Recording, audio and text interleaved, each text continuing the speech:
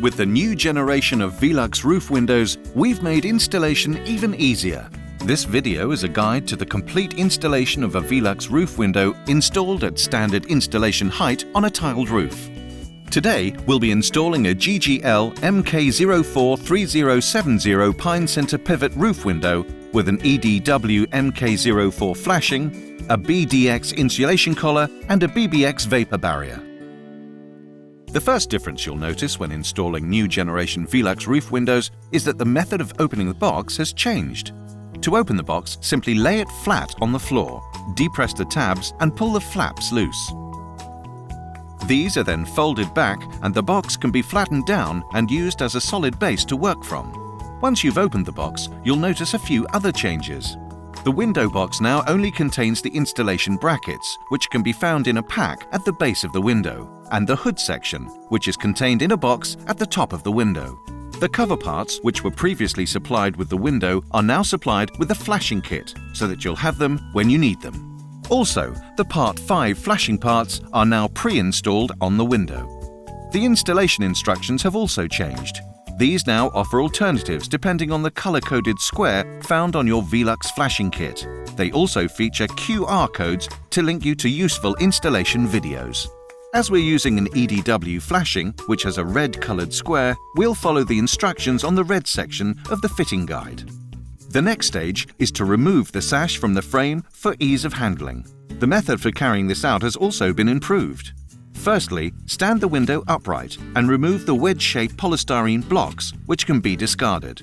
Next, engage the control bar by pushing it upwards and inwards until it clicks into place. The sash can now be opened, and the polystyrene blocks on the face of the control bar should be removed, turned around and placed on the bridge piece at the top of the sash for protection. Now, fully rotate the sash and rest the window on the polystyrene blocks, with the frame at an angle. The buttons on the hinges should now be depressed to disengage the sash from the frame, and the frame lowered onto the ground. The sash can now be left in a safe place until we need it later. Next, the opening for the window should be established to the correct size. The width of the opening should be between 40 and 60 millimeters greater than the width of the window itself. In order to work out the height and position of the opening, the top edge of the lower installation batten should be positioned 80 millimeters above the top of the first course of tiles that will sit below the window. Ensuring that the lower batten is level, now measure a distance the length of the window plus 45 millimeters and install the upper installation batten in this position, making sure that both battens overhang the width of the opening by the required amount. Excess felt should now be trimmed back and fixed in place over the surrounding timbers to provide additional waterproofing. The course of tiles below the window are now removed. Now, we will assemble the BDX insulation collar, the box of which also includes an underfelt collar. The corners of the BDX clip together as shown. Then it's lifted into position in the window opening, ready for the frame to be installed. Next, we need to fit the brackets to the window, following the instructions in the red section of the fitting guide. You'll notice a red and blue line running down the side of the window. These indicate where the brackets should be fitted, dependent on the color code of the flashing that you're using. With our EDW flashing, the bracket should be fitted at the red line level. As we can see from the instructions, in red line installations, the brackets are fitted at the top and bottom of the window. The pre-drilled pilot holes will help you position the brackets correctly. These are now fitted using the screws supplied in the bracket box. The frame of the window is now lifted into position, ready to be fixed in place. Firstly, we will fully fix the bottom brackets of the window with a 30mm and 80mm screw in each bracket, making sure that the 80mm screws are drilled through the batten and counter batten, if the roof has one, into the rafter. At the top of the window, a 30mm screw is used in one of the horizontal slotted screw holes in each bracket, but left 10mm proud. The Part 5 flashing parts can be removed at this stage if you find it makes it easier for you to take the sash in and out of the frame. These are unclipped using the plastic fixing on the underside of the cover part. Replace the sash into the frame by lining up the curved hinge pieces of the sash with the corresponding slots on the frame.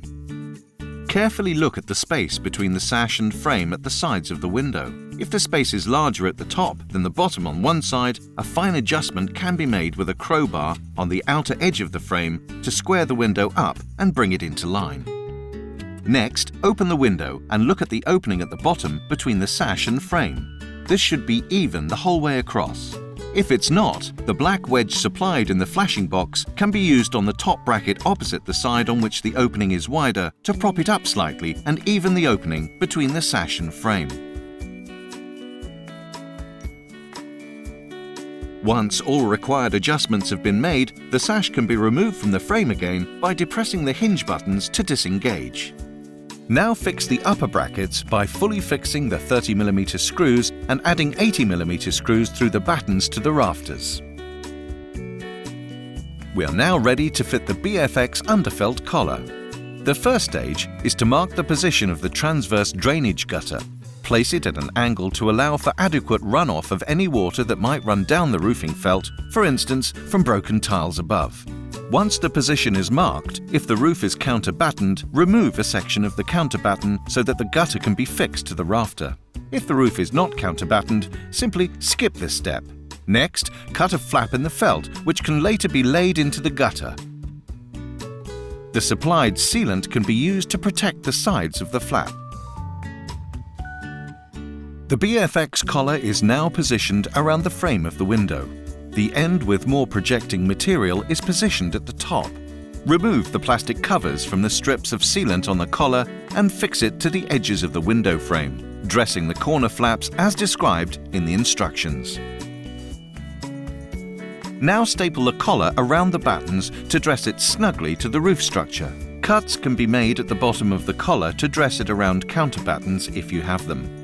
At the top of the window, fix the gutter in place and fold the underfelt collar over and into it. Cut off any excess, then dress the flap in the roofing felt into the gutter and secure it into place using the clips supplied.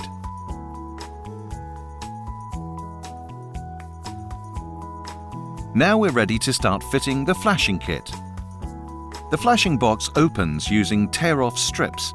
Some of the parts previously supplied with the window, such as parts 2 and 4, are now supplied with the flashing kit. Profiled tiles, such as those used on this installation, should be chamfered below the window to allow the bottom apron of the flashing to sit neatly and water to run off. Chamfer the tiles, taking care to make sure that the highest point of the tile when viewed in profile sits no more than 130mm from the bottom of the window. Take flashing part 1, the bottom apron, and place it in position, shaping it over the tiles. Now bend the pleated apron of the flashing back, no more than 45 degrees. This will help the apron sit tightly over the tiles. Place the apron back in position and fix in place by screwing down part 2, making sure to also fix it to the sides of the frame. Part 3, the side flashing parts onto which the tiles sit, are slid into place and fixed with tabs.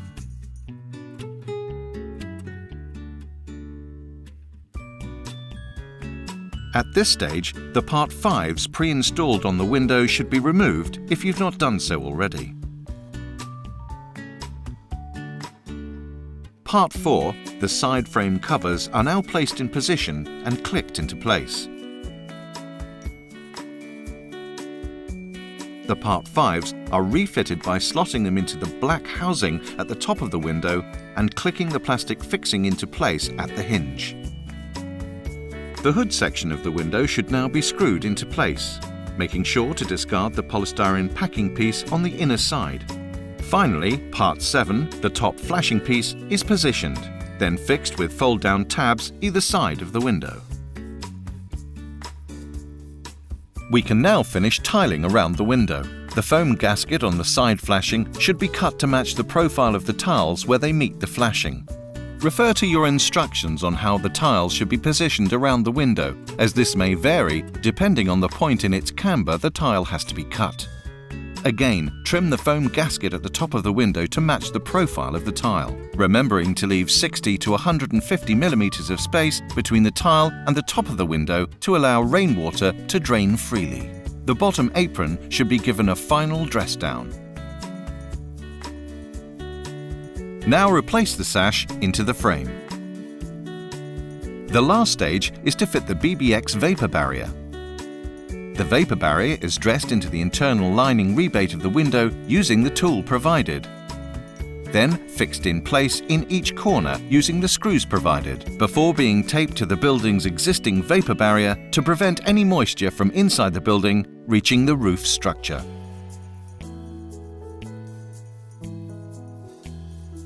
The installation is now complete.